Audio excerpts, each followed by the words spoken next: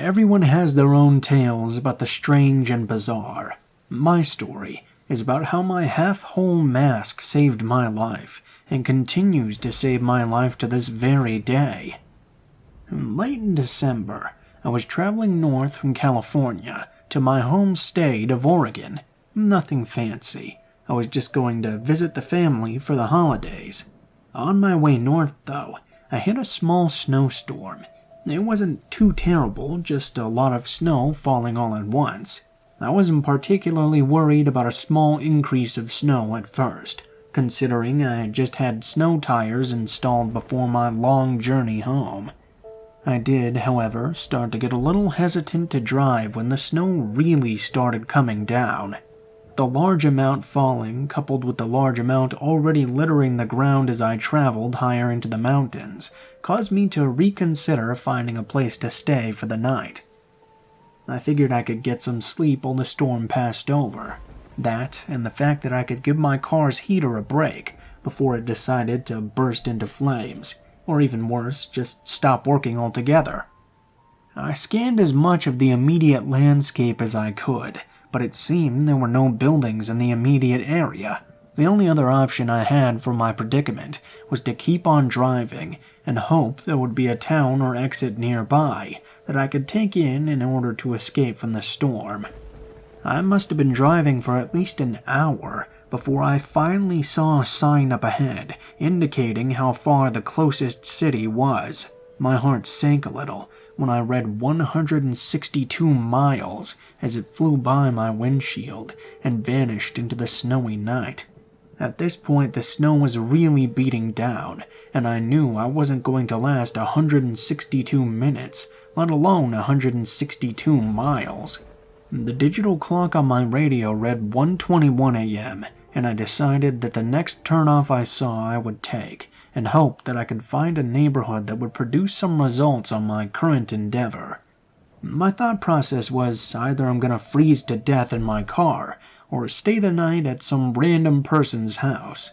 Weighing the two options in my head, I picked the only thing a sane person would pick, and went with finding a random house. After about 30 minutes flew by, though, I was still having no luck finding a place to pull off. Just when I was starting to lose all hope, I suddenly spotted a small turnoff in the distance. The small shape started to make its way closer into my headlights, and on further inspection, it revealed to me that it was two wooden poles that possibly belonged to a fence. When I turned onto the road between the two wooden poles, the ground beneath me felt rocky and rough, like I was traveling on gravel. I didn't drive for too long before I started to see a small cabin creeping into my field of view. I could see from the distance that the lights in the cabin were all off, but the place seemed to be in very good shape. I parked my car under a tall, wild-looking tree that took residence in the cabin's front lawn. Hopping out of my car, I immediately grabbed my extra jacket and put it on, pulling the half-whole mask I wore around my neck up and over my ears to keep the heat around my face. I put my cap on and trudged up to the cabin after pulling my cap snug on my head. As I traveled through the cold, windy night up to what I felt was my salvation, I immediately regretted not having any gloves for my hands. Despite the irritation I had with my hands, my face and the rest of my body were comfortably warm, so I guess I didn't really have much room to complain. I stuffed my frozen hands deep into my pockets and continued my journey across the cabin's lawn. As I made my way to the door, though, I noticed something a bit odd. There was no indication of life anywhere. There wasn't even a car out in the front yard. Taking my right hand out of my pocket, I knocked 3 times, waiting patiently before calling out. "Hello? Is anyone there?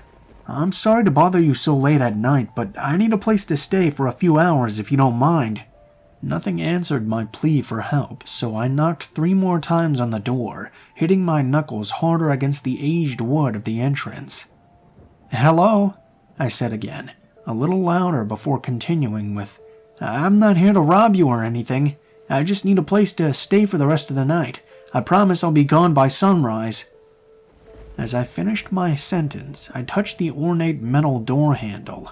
Noticing that the door seemed to be unlocked, I called out in a loud voice once again. "I'm gonna come in now, so if there's anybody in there, please let me know now, please."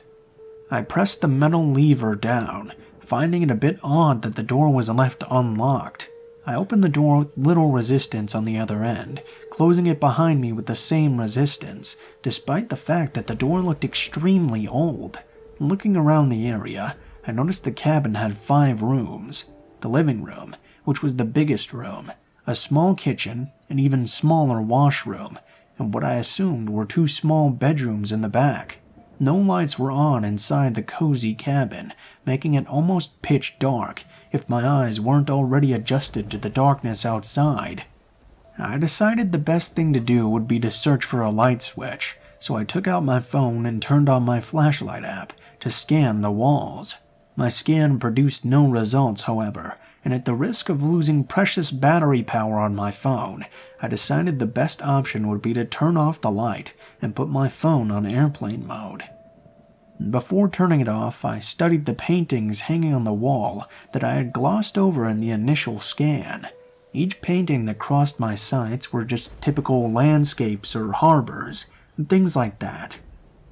There was a painting that looked like a fox hunt or something, but other than that, it was plenty of typical paintings you would see hanging on the walls around an elderly person's home. There was one painting, however, that caught my attention. The painting was very small, and consisted of what looked like 2 adults, a mother and a father, a teenage girl, and a small child. The family captured in that painting were wearing what looked to be Victorian-era clothing. I'm only guessing about the clothes. I mean, they could have been from the 1800s or the early 20th century. I'm not exactly an expert. The point is, they looked very ornate and regal. There was something really disturbing about the image in this painting, though. The faces of each family member looked like they had been smoothed over with clay. It's a bit difficult to describe, but the 3 family members looked like they had no facial features.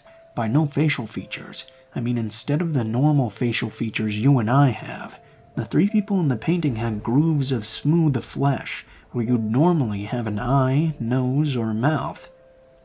The only person that didn't possess this strange anomaly was the teenage girl, who had normal facial features for a teenager. In fact, I might say she was quite breathtaking. I pulled myself away from the painting to take a glance at my phone for the time. My phone indicated that it was past 2 a.m. in the morning, so I decided to go to the back room and check to see if it was occupied. To my relief, the room was vacant besides a medium-sized bed, ornate dresser, and a nightstand. The walls were blank beside more sappy paintings, to give it a little more atmosphere, I guess. Although there was no indication of a heating system, besides a chimney, the rooms were bearable enough that I figured I could just bundle up in my clothes under the covers in order to stay warm for the night. I was only going to be there for a few hours anyway, so there wasn't much point in starting a fire. Plus, the people who owned the cabin wouldn't be back tonight, considering how late it was. I hopped into the worn-out bed facing the open door, next to another door I assumed was a closet. I pulled my half-whole mask completely up and over my face to make sure my head would stay nice and warm the rest of my stay. Pulling the fabric of my mask down slightly, I set the alarm on my phone for 4:30 a.m. and put it back down on the nightstand. I covered my face again and bundled up tightly with the sheets, closing my eyes and letting dreamland take me away. I woke up after what felt like minutes later, though, to the sound of scratching. My body froze as I heard the noise over and over again, coming softly from the closed door. I tried to relax myself by thinking that all the noise I had heard was just a rat or some other animal that was spending the night in the closet while the cabin's owners were away. Quietly, I shifted onto my back, pulling my half-whole mask down slightly, so a little slit appeared, giving me a small window to look at what was out there.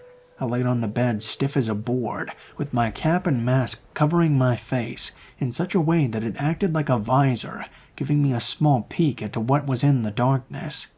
Thankfully, my eyes were still adjusted to the dark, which gave me a small amount of reassurance as I continued looking in the direction the scratching noise was coming from.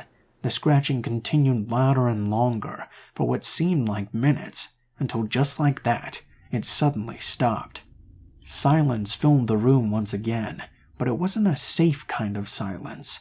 The deafening silence in the room was a foreboding, ominous sort. The vacuum of sound in the air was the type of silence that happens in a movie just before something jumps out at you.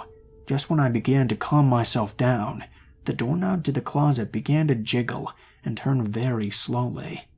My heart was racing out of my chest as I saw and heard that knob turn, and every inch of my body wanted to bolt out of that bed and out of that cabin before whatever was on the other side of that door got out after me. I laid perfectly still on the bed, despite the fact that I had a cocktail of adrenaline, nerves, and instincts telling me to get the hell out of there. My eyes widened as the door to the closet opened slightly. I saw what looked like a dried head attached to an elongated neck pop out of the opening, followed by a skeletal body. The thing that was emerging from the closet crawled on all fours out of the doorway and slowly made its way to the bed I was sleeping in. I had never been more frightened in my whole entire life as the thing stood up, almost touching the roof of the cabin, and looked down in my direction. The creature stood there, studying me, as I peeked through the thin slit in my mask, pure terror swirling around in my mind as I glanced up at the body of the creature. Looking at the creature's skeletal face, I noticed that it had no eyes in its eye sockets, which led me to believe that it couldn't see me, even though I could see it. Just when the idea of it not being able to see started to give me a little comfort, the creature began to speak. "Strange," the creature whispered softly as it continued to watch me. Then it began to speak again. "It has no fear of me," the creature continued to say in a hoarse tone as it began to breathe loudly, continuing to look at me and gripping down on the edge of the bed. Feeling the creature's bony hand touch the edge of my bed caused my brain to go into complete panic mode. The only thing that stopped me from jumping up was the thought that maybe the creature believed I was dead or asleep and wouldn't attack. "How can it not fear? How can it not fear me?" the thing said through clenched teeth before loudly gasping, suddenly pulling back with its mouth open in an expression that seemed like fear. "It has no face," the thing whispered to itself as it continued to back away. "It has no face," the creature said again, but this time louder than before and slightly more threatening. "It has no face." The creature shouted as it backed off further away from the bed. I heard the thing breathing loudly and quickly before calming down and slowly returning to the side of the bed. Leaning over me slowly, the creature continued to look at me before softly beginning to breathe on my face. I could smell its foul breath even through my mask. The smell was so powerful, it took all my strength not to gag as a reflex to the awful stench. In my mind, I made the choice to keep motionless and not do or say anything that could compromise whatever illusion I was giving the thing that was currently studying me. The creature breathed softly on me again. The stench I smelled from its breath could only be described as pure death. "Strange," the thing whispered at me again, leaning in close to the point I could see and smell its flesh. It reached for me, its hand slowly moving towards my face. With every inch that decaying hand moved, I couldn't help but feel my situation becoming more and more dire. I thought this was it for me. The creature would kill me, or take me away and torture me. No one would ever know what had happened. No one would ever find my body out here. No one would know my story. I could feel tears start to swell up in my eyes as I thought of everyone I ever loved being yanked away from me in this one moment. "No face, no face, no face," the creature softly chanted as its hands crept ever closer to my face. I could hear anguish in the creature's voice as it continued chanting.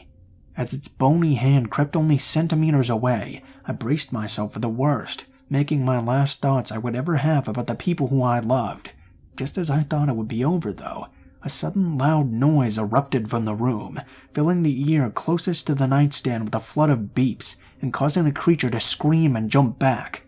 As the noise continued, the creature threw itself back against the wall, shrieking uncontrollably in terror as it stumbled back towards the closet.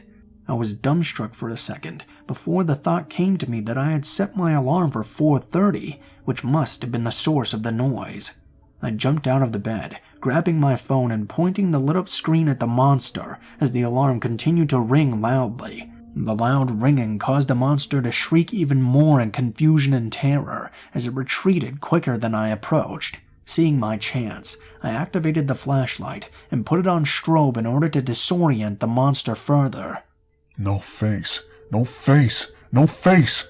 The creature shrieked at me as it withdrew to the safety of the closet. I continued to shine my light on the creature, and for added effect, I started playing loud music and sounds as I jabbed my phone in the monster's direction like a lion tamer. The thing threw itself into the dark recesses of the closet, and I shoved the door back, locking it in place after I slammed it closed. The shrieks coming from the monster started to get fainter and fainter, like it was retreating deeper into the house. It has no face! I could hear the creature yelling out as it got further and further away. After hearing the last retreating words of the thing that terrified me the whole night, I bolted from the cabin at breakneck speed, jumping into my car, and floored it down the gravel road. I was shaking all over as I drove, and when I pulled my half-whole mask further down, my exposed skin was as white as the snow that littered the ground.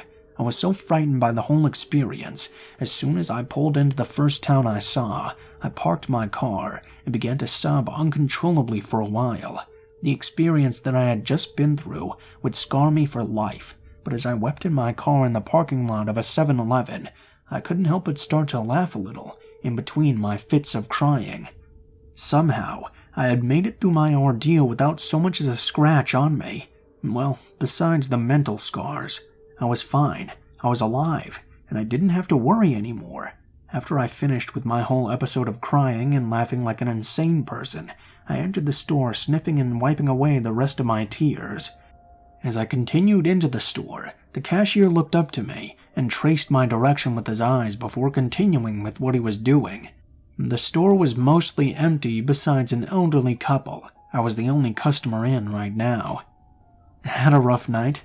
the cashier said with one eyebrow cocked up while he scanned my items. "You have no idea. I noticed you looked a bit upset when you came in. What happened? You get dumped or something?" He looked up at me curiously as the register computed how much I owed him.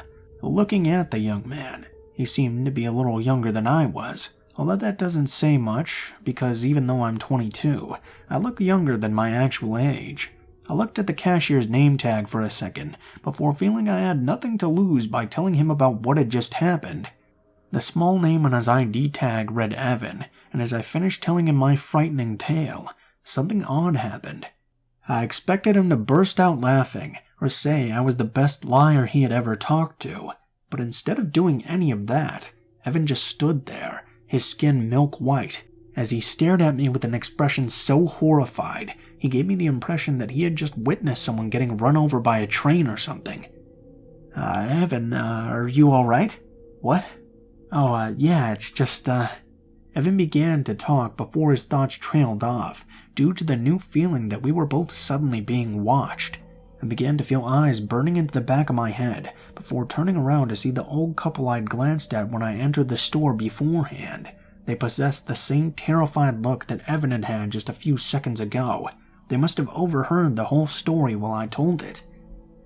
After a few moments of silence, the couple asked me what I knew about the cabin. I couldn't really say much. I gave them the best description I could about what I had seen. They proceeded to tell me that the cabin had been there for quite a long time, and that it was haunted by a presence so terrifying the place had been condemned and left to rot away after so many people had disappeared there. They told me that no one who ever stayed in that cabin had ever been seen alive again, if they'd ever been seen at all after their visit. "One of my best friends stayed the night in that cabin," Evan said quietly, as he stared off into the distance. "I refused to go in. I knew something bad would happen if we went. I tried so hard to convince him that the dare was stupid and to not go in, but he refused to be labeled as a chicken, and he continued. I never saw him again after that night. I kept going by his house, but his parents couldn't find him either. We put out flyers and billboards, but we never had any luck. After a few days, we contacted the police and I told them about the cabin.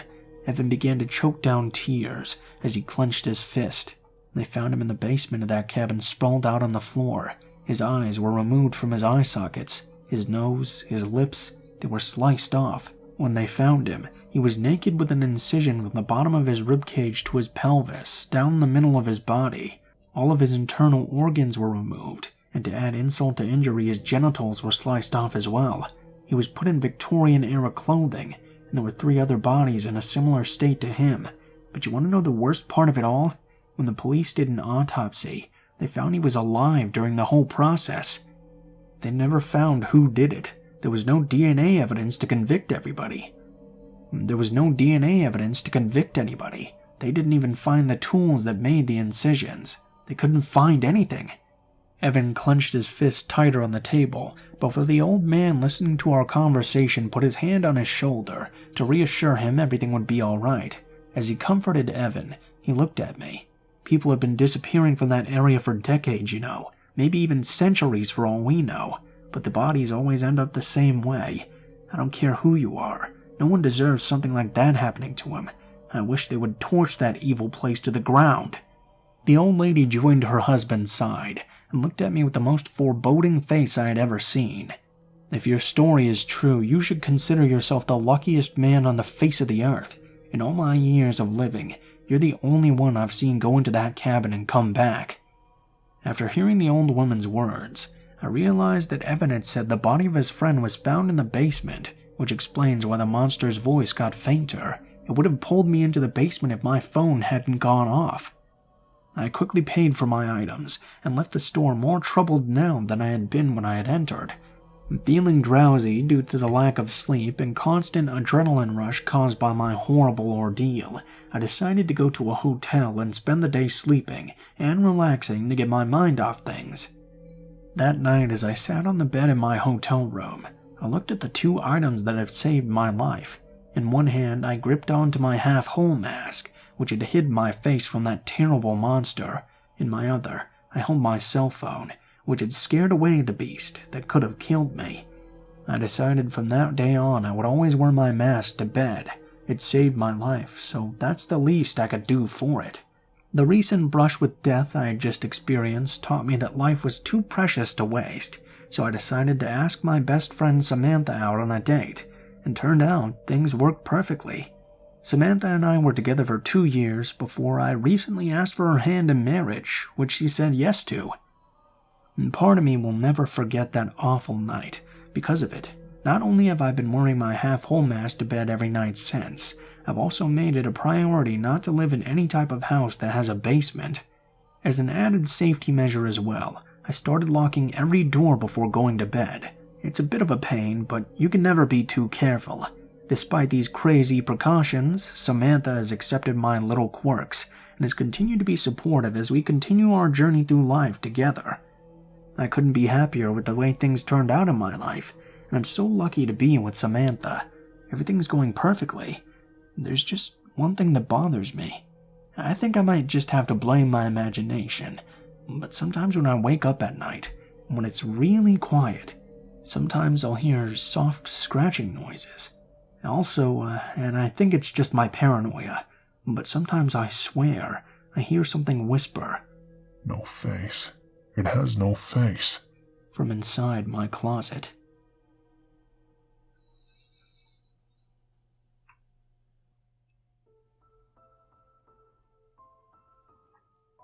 What is up, guys? Blue Spooky here, as always. Thank you guys so much for watching, especially if you made it this far to the end of the video. As always, please be sure to like, share, and subscribe if you feel so inclined. If you have any criticisms on how I can make the videos better, or any thoughts about it in general, please be sure to leave your thoughts in the comments below. As well, in the description below the video, there will be links to all of my social media, including my Facebook, Gmail, Twitter, and Twitch accounts. If you guys want to chat, please be sure to send me a message on any of those. I'll try to get back to you as soon as possible. Please be forewarned though that I tend to go on Facebook less than the others, so it may take me a little bit longer to respond to you. If you want to send in a story, or you have a story that you'd like to be read, then please be sure to take a look at the description and send me a message on any one of those sites. If you do decide to send in a story, please be sure to include the name of the story if it has one, the theme of the story if it has one as well, and how you would like to be credited in the video the story appears in, and how you would like to be credited in the description of the video the story appears in. And please be sure to include as much detail as you are comfortable with, and make sure to follow proper grammar at least a little bit. That way it will be easier for me to read, and it will also be long enough to put into a video. If you guys are curious about the music used in the video, it's always listed in the description in the order which it appears, and I have links to the artists as well. I usually use Doblato Studios and Miyuji, so that's usually what you're going to find there.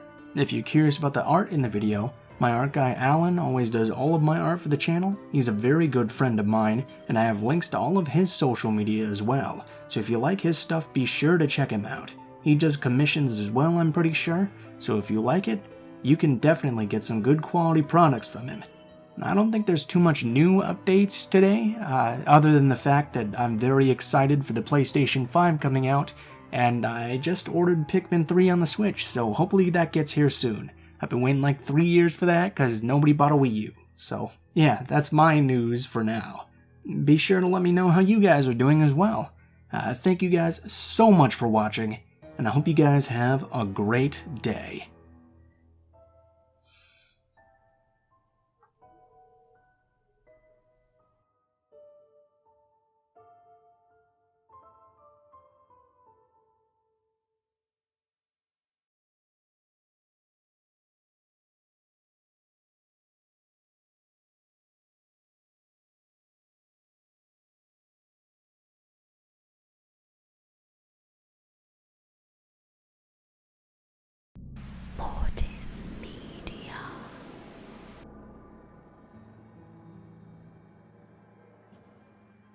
Good evening all, and welcome.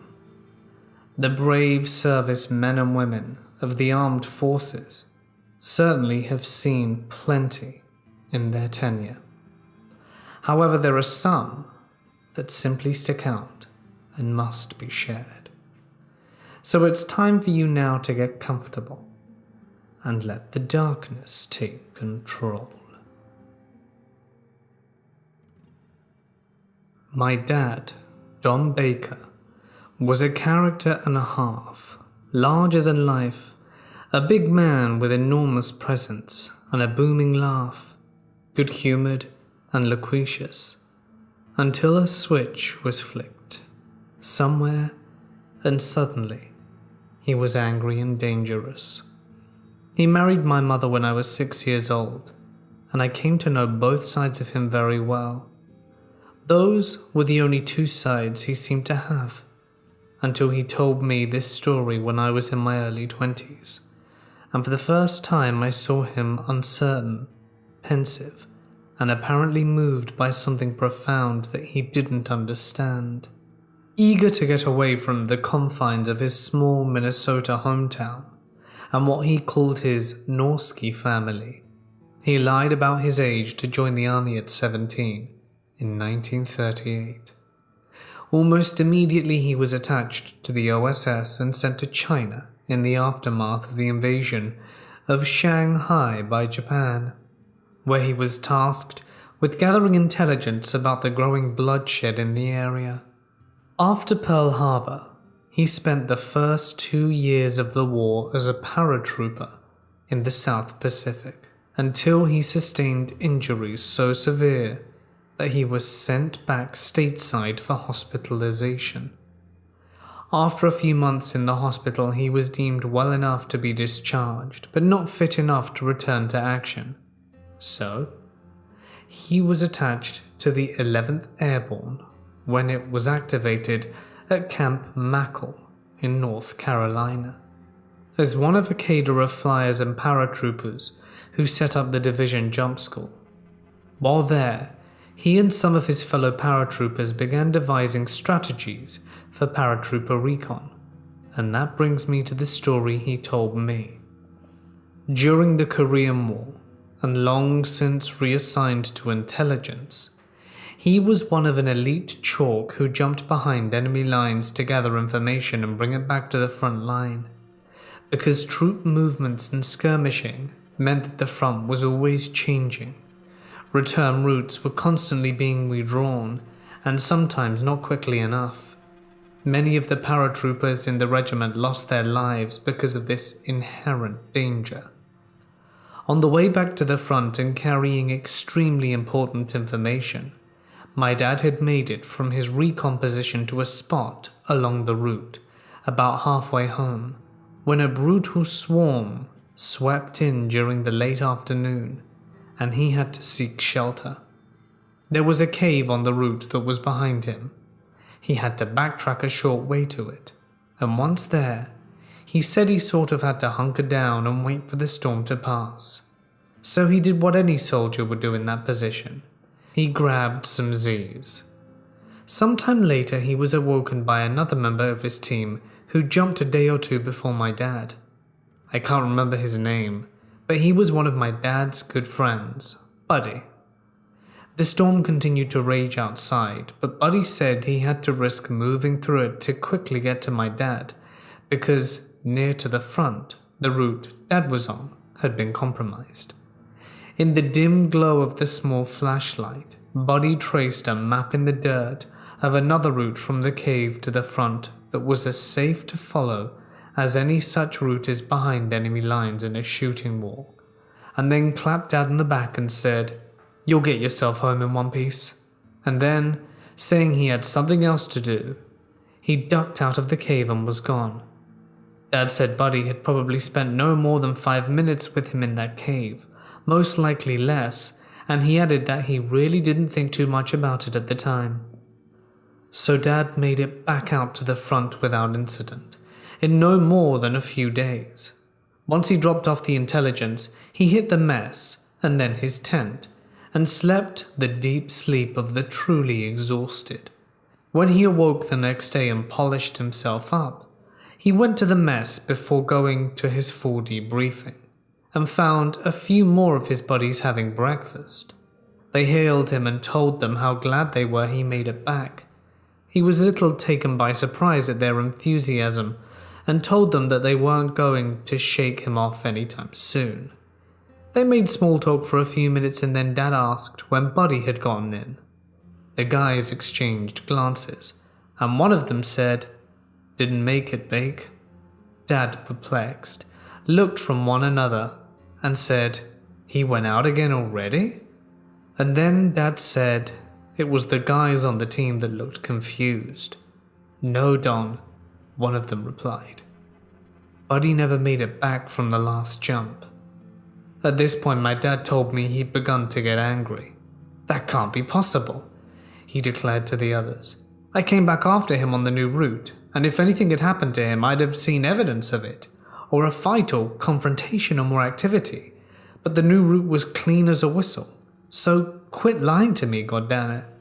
The other team members visibly stilled, he said, and the atmosphere was strained. After a few more tense moments, the guy who had been answering him leaned towards him and quietly but intently asked him, "What new route, Bake?" Flustered, irritated, and feeling a growing sense of unease, Dad responded, "The new route that Buddy came back to tell me about? The route by the South Pass?" At that, Dad said, the guys were completely stunned.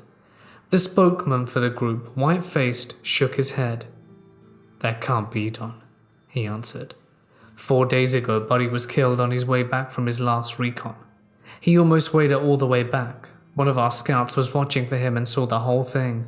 The Reds went through his pockets and got the intelligence packet, since that's where the maps are, including the route you were both taking. We thought you were a goner. That's the story. When he finished talking, he fixed me with a grim smile and said, "Buddy was there in that cave with me, as real as you are right now. He was there." It was as if he was answering an argument from me, but of course he was talking to himself. And by the time he got to me, he was dead. Already. By a day at least. If he hadn't have come to stop me from following the same route to give me a new one, I'd be dead too. Sometimes I wonder if I dreamed at all, but damn it, the facts are the facts. I've got back by taking a route I didn't even know of until that night I spent in the cave. This experience didn't happen to me but my friend. They were working during the day when the command had training. We all go to basketball stadium and listen to people talk. After the training we go home and it's about 11. Great waste of time. My friend and I had watch and didn't get to go back. They were sitting there and the commanding officer walks in. The pleasantries are exchanged and the commanding officer goes to their office. After a few hours, the commanding officer calls and asks, "I thought you said no one was here." "Yes, sir. You're the only one here. You, myself, and the rover."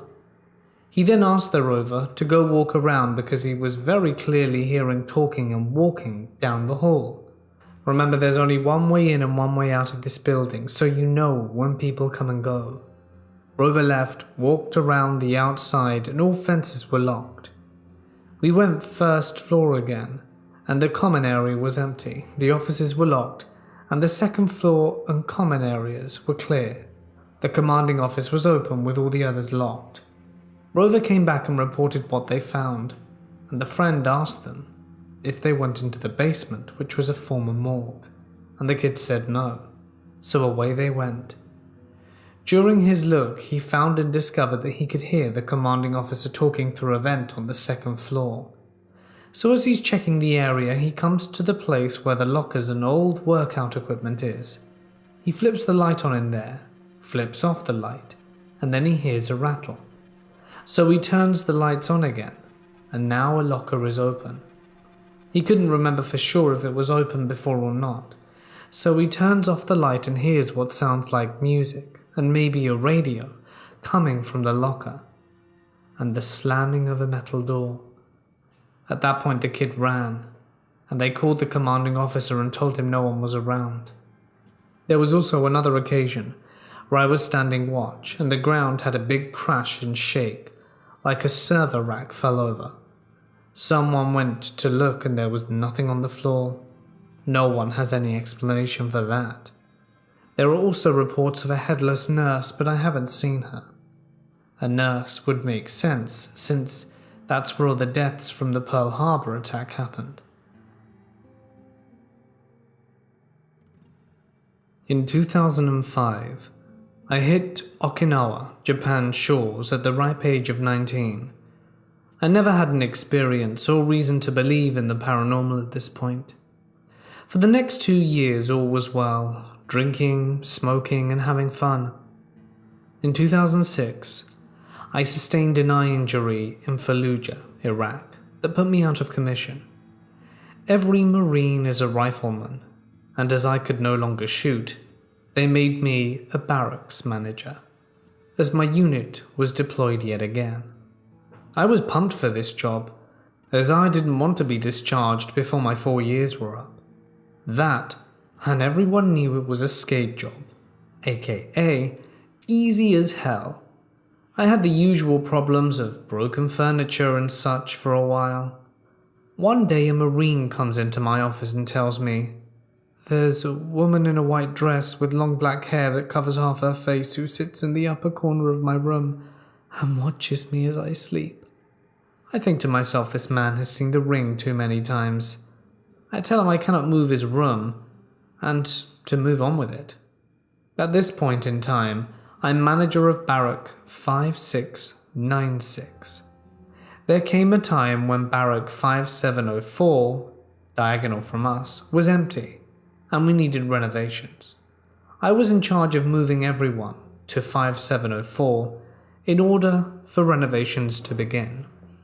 After all had been moved and everything was calm, I began an addiction to watching shows like Ghost Adventures and Ghost Hunters, back when they were really fresh and new, and thought to myself, this is all rubbish, and found myself verbally saying such things out loud.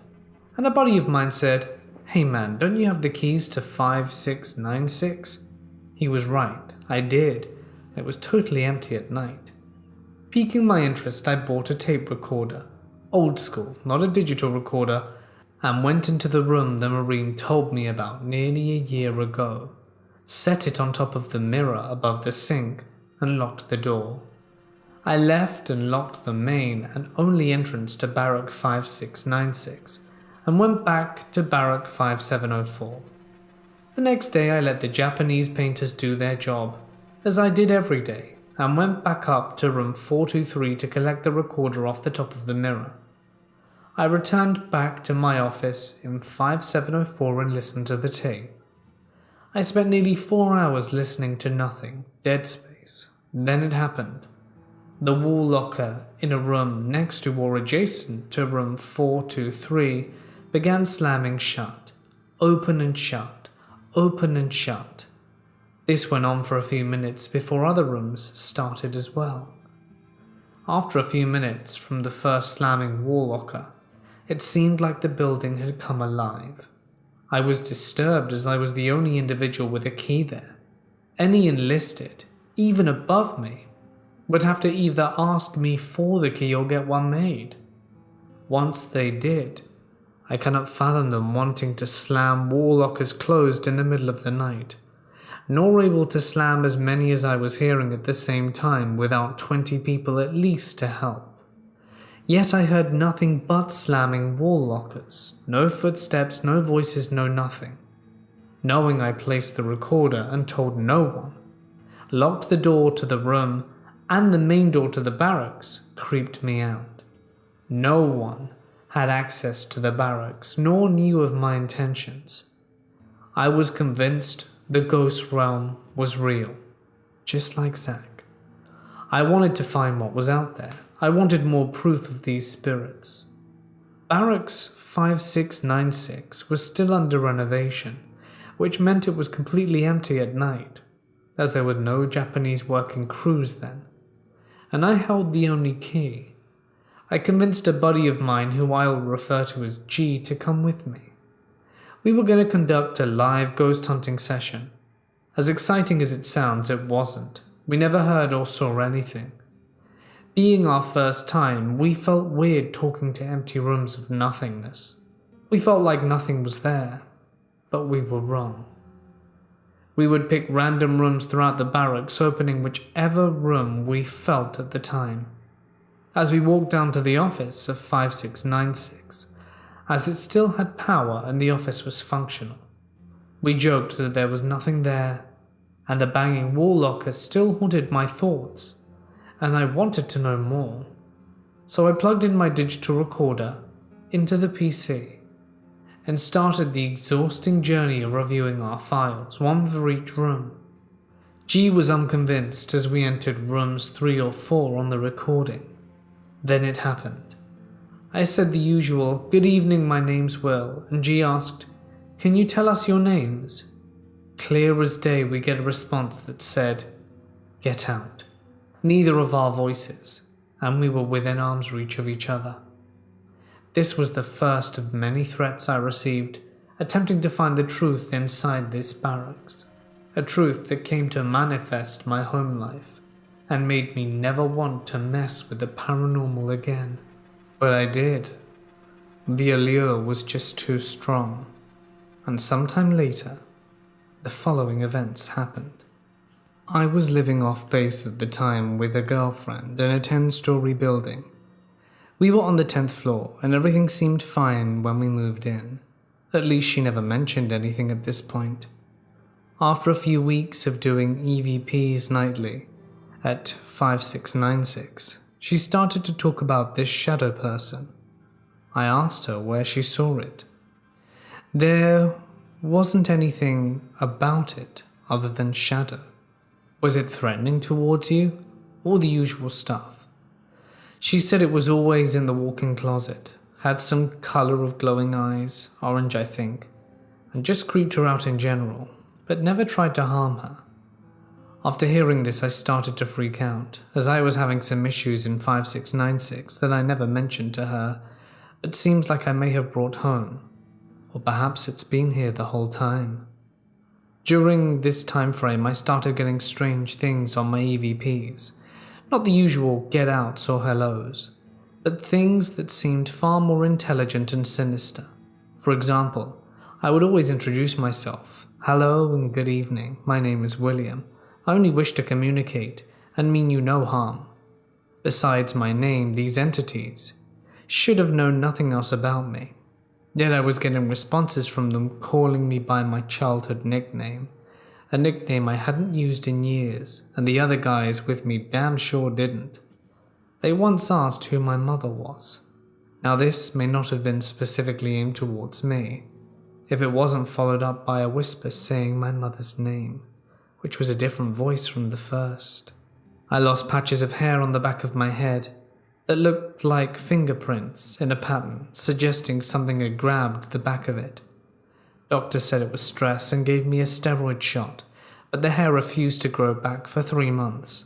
3 months just so happened to be the same time I grew concerned with the EVPs I was getting and threw in the towel. I locked 5696 up one final time and never returned there after dark. The hair that grew back was pitch black, and I have blonde hair, and stayed that way for many years. These days it's slightly lighter, maybe from sun exposure, but it's never been the same color it should be. Finally, I had a dream in a 10-story building right before I quit, and it was some kind of evil red creature laughing and prodding at me while it tortured me. When I woke and realized it was just a dream, I was relieved. Shortly after this dream of mine, which I never told anyone, my girlfriend had a similar dream. We went through a rough patch and I moved out the apartment, but she left shortly after, stating something was bothering our son in the middle of the night, something unseen. Today she's a minister and swears to me I brought something evil home all those years ago, and that it has been following her. In the mid-1990s, I was a hospital corpsman in the Navy. My first duty station was Naval Hospital Beaufort, in Beaufort, South Carolina. I was assigned to the Branch Medical Clinic, BMC, at Marine Corps Recruitment Depot, Paris Island. I have many stories from my time there, some paranormal and some not. At the time I was assigned to Paris Island, all incoming corpsmen had to do a 2-week night duty, where we would man the phones and radios from 10 o'clock to 6 a.m. During this time we would also tidy up the trauma room and the emergency treatment room, and make sure all handheld radios were on their charging bases and fully charged, and making sure the trauma bags taken out by corpsmen covering the recruit activities were fully stocked. The first few nights of my rotation were uneventful. About the 4th or 5th night, I came in to find the duty crew a bit spooked. I had been told on my first day of processing into my new duty station that the main hospital in Paris Island were haunted. Made sense to me. All the buildings were really old. Anyway, that one night I came in and the duty crew told me the radios had been weird the entire evening, but failed to go into any detail. I settled in for the night with some music playing softly in a book. After a bit, I heard one of the radios being keyed, like someone was pressing the talk button to create a noise. Certain that someone was messing with me, I went and checked the handhelds and all were accounted for, and off. Nobody else used our frequency. Throughout the night I would hear the radios being keyed, always in odd patterns. It took several nights of this before I recognized the patterns as Morse code, SOS, but no one was there. A few times the television in the lounge would turn on and off. It would also change channel frequently. You would hear odd noises in unoccupied parts of the clinic.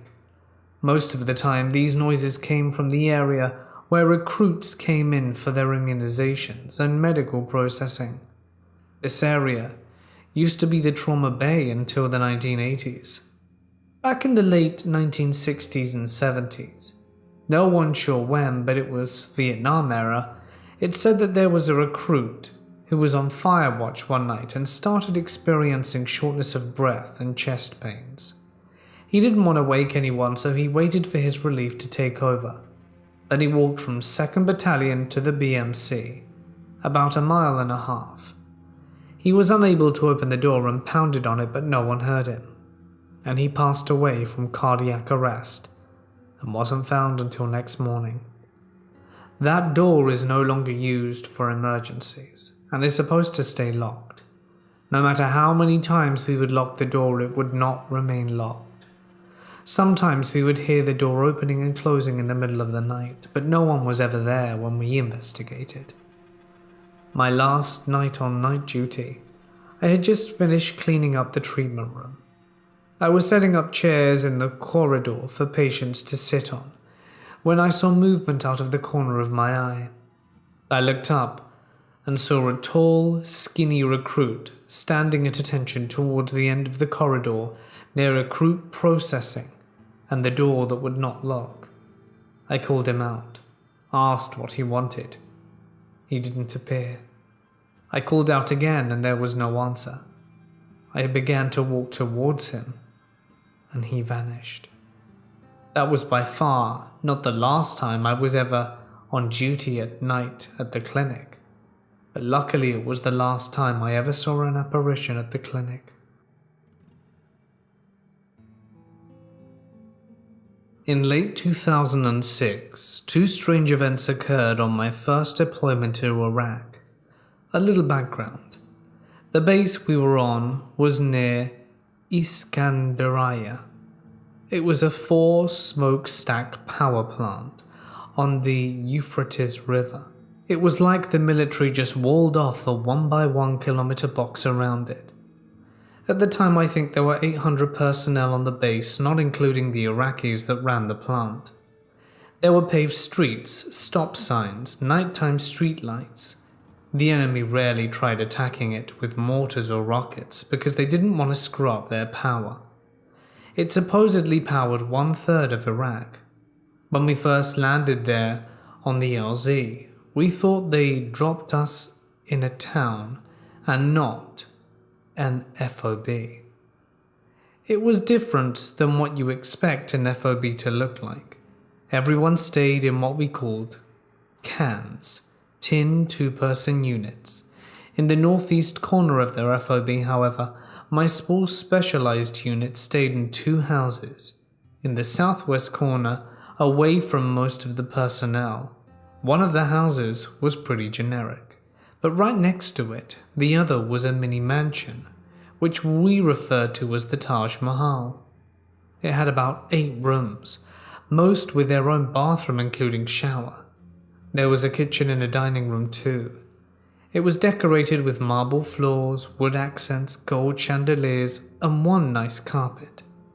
The upper floor rooms had balconies that overlooked the Euphrates River, but the windows were sandbagged off due to the line of sight across it. It was pretty awesome thinking back. The rumor was that Saddam used it when he visited the plant, but my guess was that it was just an exaggeration and it was used by visiting VIPs. So here's where it gets weird. Myself and another guy called John shared an upstairs bedroom. When the lights were off, the room was completely dark. One morning after we were both waking up, he asked if I saw who came into the room last night and used our bathroom. Whoever it was, it didn't wake me, and I'm a pretty light sleeper. John said someone wearing PT shorts, a tan undershirt, flip-flops and red lenses came in and used our restroom and left without saying a word. The clothing description is what most guys slept in. The next morning we asked around and no one fessed up, which was weird because we're a pretty tight-knit group and there was an abundance of working bathrooms in the Taj. So a few weeks or maybe months later, it's pretty much the same scenario. John and I are asleep in the middle of the night in a pitch-black room and I'm awoken by a medic who's calling my name, who's clear as day in a pitch-black room. He says, "Hey man, they need you downstairs," with a huge grin on his face. I'm awake and my eyes are open and I respond with, "What's going on?" Mid-sentence, my medic just completely disappears, and I shout, which wakes up John, who I tell what happened. Nothing like that has ever happened since.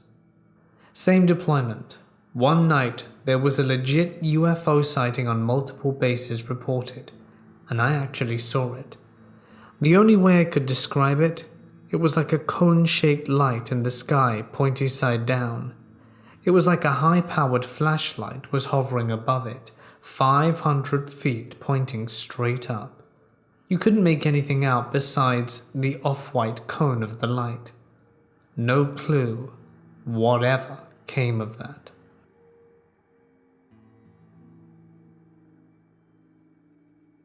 I was a Navy sailor who went out to sea many times for weeks at a time. One of my jobs was being a lookout to spot boats, planes, and things in the water or air pretty much and report it back to the ship. My lookout rotation could have me standing watch during the day or nights, sometimes both. And it was during the night where I was pretty afraid, especially if you were at the back of the ship alone. For anyone who hasn't been out in the middle of the ocean in the middle of the night, you should realize you see many more lights in the sky than you ever would in a city.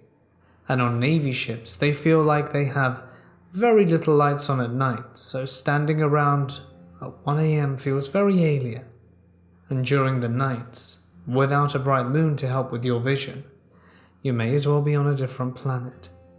There was this one time I saw a bright green color moving in the water slowly and it didn't know what it was. My mind told me it maybe was a USO or something. Eventually, I was told it was just plankton, but it sure was freaky for someone who wasn't aware of the phenomena. Another time, me and another guy were standing watch together, and I decided to just look up during 2 a.m. and see what I could see.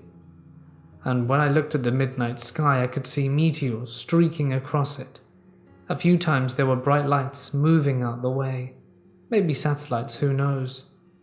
But I stared at it for a good 20 minutes, and at about 15 minutes, slow moving lights in different areas of the sky, perhaps very far apart, started moving. Either way, those were the few times I saw for myself how vast space really is, and that there was just so many things unknown to humans that we have yet to discover.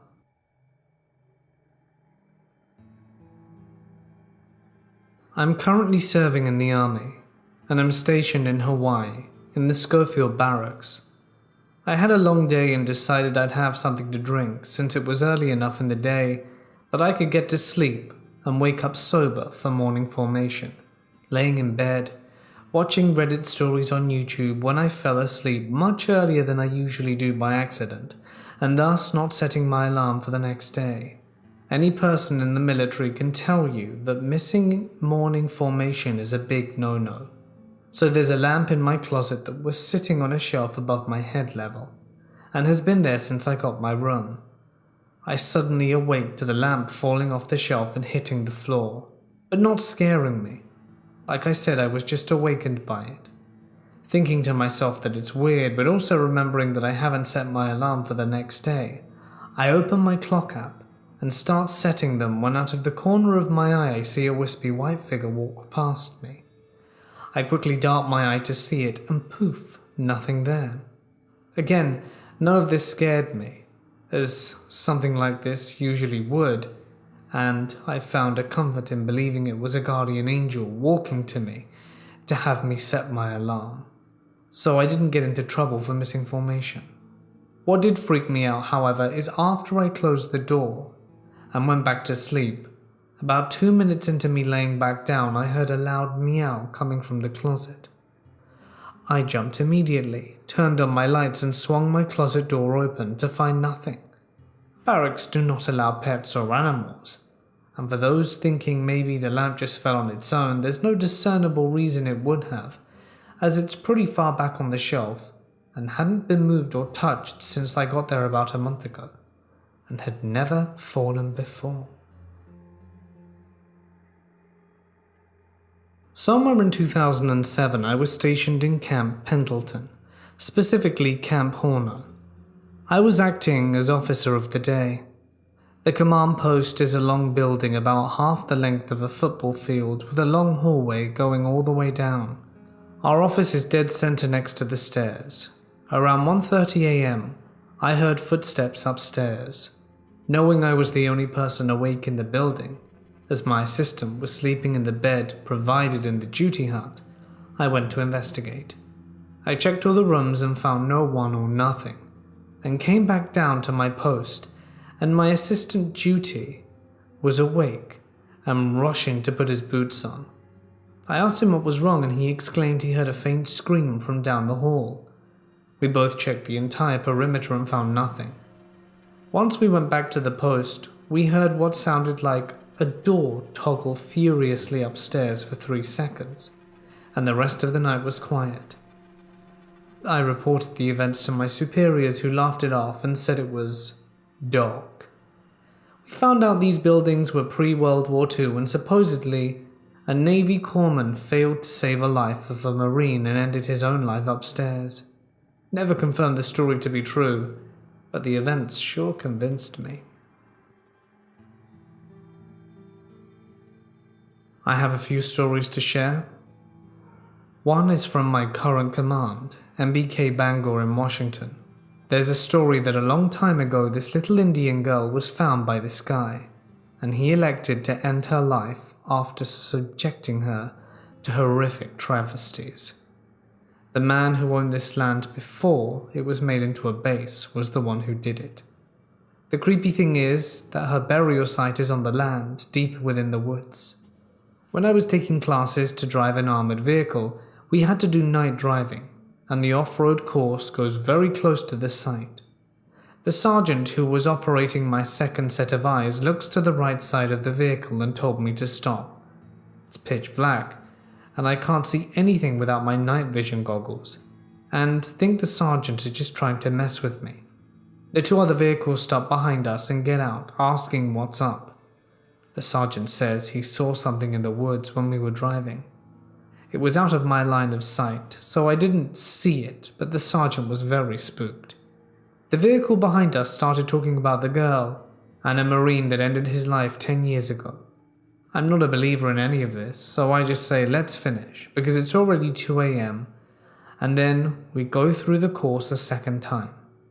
At this point I'm a passenger, and the sergeant is in the back while the corpsman drives. I saw some stuff the entire time and said nothing. I asked around a bit, and that's when I found out it was a burial site. The thing I saw was about 4 feet tall and looked like a small person, in tall, random clearings in the woods. Definitely not shadows, and I don't think it was the NVD malfunctioning, but it definitely looked real. I've had other people go on this course and experience similar things also.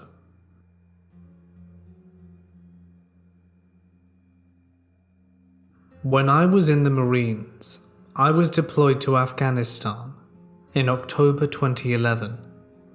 I was on a forward operating base, Hansen, for the first few months, and forward operating base Jackson for the last few months, before getting moved to Camp Leatherneck for the last few months, when our replacement showed up. My job was to operate the laundry service as well as provide clean water for showers. Technically not clean enough to drink, but you could, for US and Afghani troops. After the first few months or so on Hansen, whenever I tried to sleep I could feel a hand grabbing at my calf and slowly work its way up. I immediately dismissed it as being a result from stress or sleep paralysis type thing, and it would kind of subside since it wasn't a very strong feeling at all. This happened for a night or 2 a week, but eventually stopped. Fast forwarding to when I was on Leatherneck, nothing happened when I was at Jackson, or even my short trip to Nalay, so I forgot about it. At this point a lot of real life stuff had happened, and I was having issues going to sleep, so I would play music in some earbuds, or I would rewatch a movie in my head. Basically anything to get my mind off the day's events. I slept in a room with 2 to 4 other people, so depending on who was there, I would try to be considerate, especially with the not ideal layout of the 6 or so bunk beds. There was an emergency exit sign above the door that glowed a soft orangey red. One of the nights when I was running something in my head, with me being 100% awake, eyes closed and no headphones, I heard 2 people talking. This was not something I would imagine at all, but I was curious since I could hear them quite clearly. The conversation in my head went something like this. "Hi." "Hey." "What are you guys up to?" "We're just looking around." "Where are you from?" "We work for Nying." "You work for Nying?" "No, silly." And then I feel a slap on my sleeping bag. I immediately prop myself up on my elbow and look down at my sleeping bag, and there's a handprint on the fabric. Old 3-part puffy sleeping system where I felt the slap, and it was at an angle that no one in the room could have gotten at. The other 2 were passed out with headphones on, and on the other side of the room there was no one else besides the 3 of us. At this point I noped out for a smoke, and then I returned and put some headphones on and went to sleep. 2 nights later, I had the worst dream to date. I hope it was a dream anyway. I woke up in my bed and noticed that the normal orange light was blue, and there was a faint electrical buzz, and there was a figure standing in the light. It was a solid black figure with no discernible facial features, but I could see an outline of it, and it looked like a British boy from around the 1900s based on the outfit. When I looked at it, I felt the worst sense of fear and dread ever. You could tell me that I had to go drive a car over a landmine, and I wouldn't feel like this. After a few seconds, I just drifted back to sleep, and nothing occurred for the rest of the night.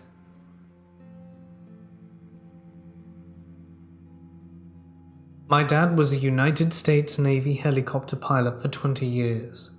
He was stationed on a number of aircraft carriers and had been all over the world. He had a lot of stories, but this one is my favorite. Many years ago, the ship my dad was stationed on was granted a night of shore leave in Tokyo. The next day, when the ship was supposed to leave, it was delayed because one of the sailors wasn't accounted for. Turns out he was in a Tokyo jail.